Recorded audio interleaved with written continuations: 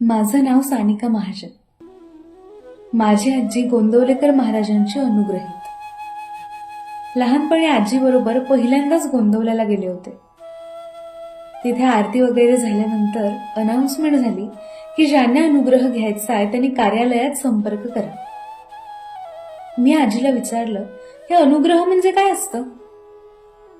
माझ्या 8 वर्षाच्या छोट्याशा मेंदूला समजेल अशा सोप्या भाषेत आजीने सांगितलं, अगं, अनुग्रह घेतला म्हणजे आपण महाराजांचे शिष्य झालो आणि ते आपले गुरु.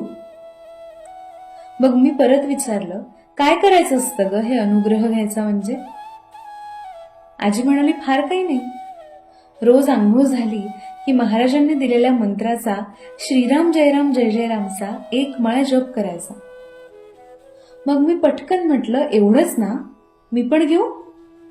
आजी म्हणाली, हो, घे ना.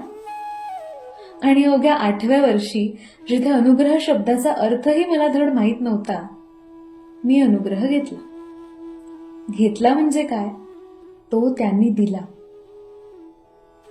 कारण त्यांची इच्छा असल्याशिवाय कोणीही त्यांच्यापर्यंत पोचू शकत नाही. तिथे एक आजी होत्या, साधारण 70-75 वयाच्या असतील. त्यांनी मला एक छोटी बाहुली, एक हेअरबेल्ट आणि ते टिकटॉकचे साप असतात ना, ते दिले. आता ह्यांनी हे मला का दिलं अशी शंकेची पाल माझ्या मनात सुकसुकायच्या आधीच त्या म्हणाल्या, हे तुझं कौतुक बरं का. इतक्या लहान वयात महाराजांनी तुला आपलंसं केलं. आणि आम्हाला बघ, 75 वर्ष गेली अनुग्रह मिळायला. महाराजांनी जबाबदारी घेतली बरं का तुझी.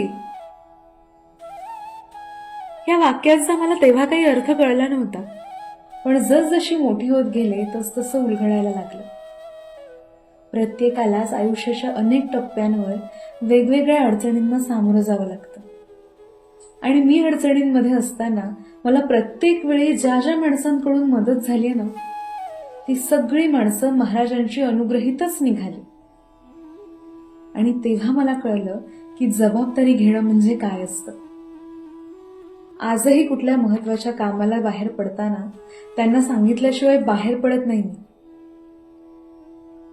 रात्री बिछाण्यावरती पडल्यानंतर आपल्या प्रापंचिकाच्या मनात अनेक शंका कुशंका, ताणतणाव, भविष्याची चिंता या सगळ्याचं वावटळ घिरट्या घालत असतं.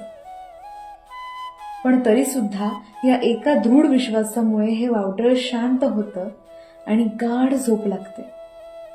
महाराज आहेत ना, सगळं सांभाळून घेतील.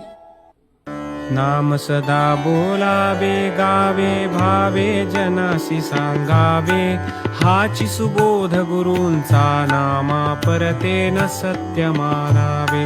नामात रंगुनिया व्यवहारी, सर्व भोग सेवावे, हाची सुबोध गुरूंचा, भोगा संगे कुठे न गुंतावे.